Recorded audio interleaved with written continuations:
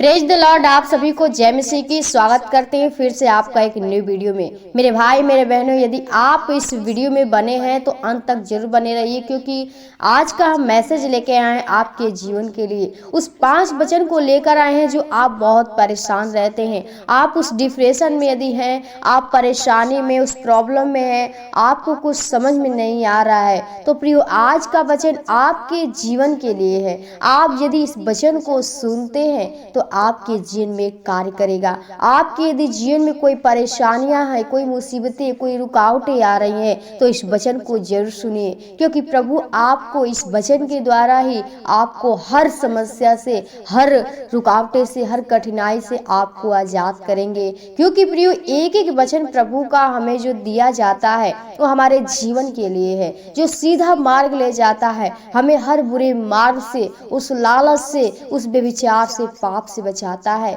इसलिए आप प्रभु के वचन को अपने हृदय में रखिए, उससे प्रार्थना करिए, उस बारे में आपके जीवन में जो भी आवश्यकता है, जो घटी है, उस हर कामों के लिए प्रभु से सिर्फ प्रार्थना करिए। प्रभु आपको हर सारी कल्पनाएं, सारी आपको बुद्धि से तृप्त करेंगे। क्योंकि आपके जीवन में यदि कोई कल्पनाएं हैं, आप कुछ भी सोचते हैं, आपके काम सफल नहीं होते हैं, तो आप सिर्फ परमेश्वर पे भरोसा करिए, उस पे विश्वास करिए। क्योंकि आज का हम वचन आपके लिए लाए हैं कि आप उस वचन को जाने और वचन के अनुसार चलना सीखिए। तो आइए हम वचन को जानेंगे और पढ़ेंगे कि प्रभु का वचन हमें क्या सिखाता है। पढ़ेंगे नीति वचन 16 अध्याय का 1 से 5 पद तक।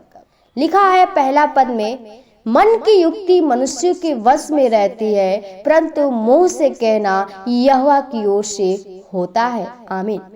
प्रियो, यहाँ पे पहला जो वचन है वो कहता है कि मन की युक्ति मनुष्य के वश में रहती है।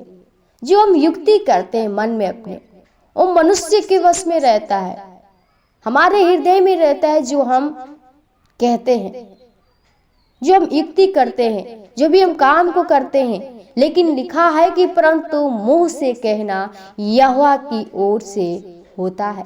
हम जो भी मुंह से कुछ भी कहते हैं, वो परमेश्वर यहोवा की बाणी निकलता है, वो वचन निकलता है। क्योंकि यीशु मसीह ने और परमेश्वर ने हम लोग को अपने सांसों के द्वारा जीवित किया है, एक जिंदा बनाया है। क्योंकि हम लोग को बनाया जब, तो एक माटी का पुतला बनाया और अपने जीवन का वो श्वास को फूका, जिससे हम लोग क्या हुए कि जीवित प्राणी बन गए। तो आप कहता है कि मन की युक्ति मनुष्य के वश में रहती है, परंतु मुंह से कहना यहोवा की ओर से होता है। आप जानिए कि जो भी हम बोलते हैं परमेश्वर की ओर से होता है। परमेश्वर हमारे में होकर बोलता है और कहता है कि मनुष्य का सारा चाल चलन अपनी दृष्टि में पवित्र ठहरता है। हम मन में युक्ति करते हैं, सोचते हैं, विचारते हैं, जो हमारे वश में नहीं है। और हम सोचते हैं, कहते हैं कि मनुष्य का सारा चाल चलन अपनी दृष्टि में पवित्र ठहरता है। हमको ऐसा लगता है कि हमारा बहुत ही चाल चलन अच्छा है। हम देखते हैं, अपने आप को पवित्र मानते हैं, लेकिन प्रिय लिखा है इसमें कि परंतु यहोवा मन को तौलता है।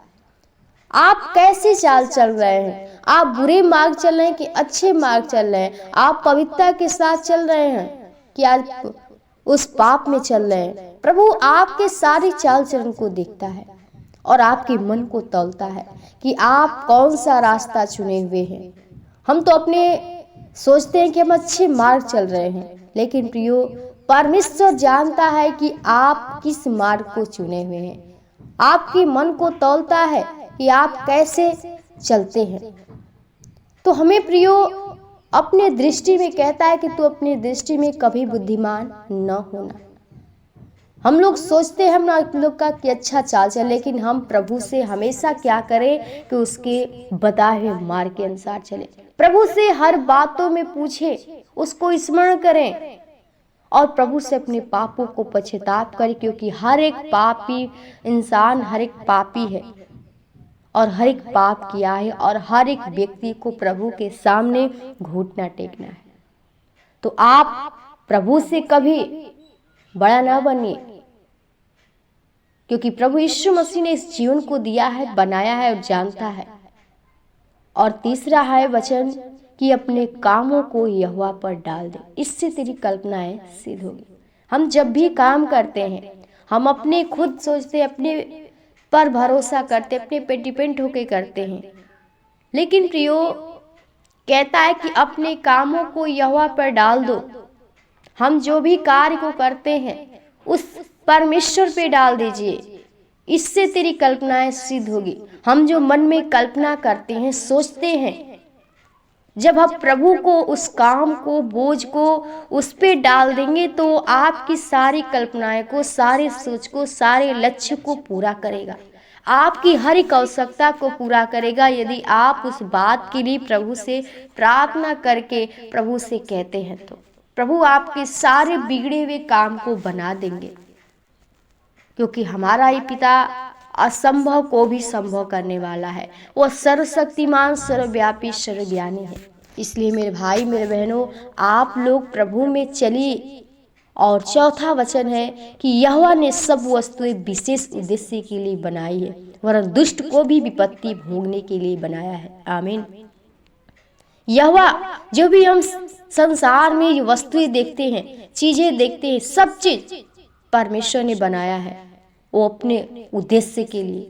उसका एक एक उद्देश्य है। मनुष्य को बनाया, जीव जंतु को, सारी पृथ्वी पे जो भी हमें दिखता है उसका कोई विशेष उद्देश्य है परमेश्वर का। और दुष्ट को भी बनाया, भले मनुष्य को बनाया, बुरे मनुष्य को भी बनाया, और दुष्ट को भी बनाया और अच्छे व्यक्ति को भी बनाया। कि लिखा है कि दुष्ट को भी विपत्ति भोगने के लिए बनाया है।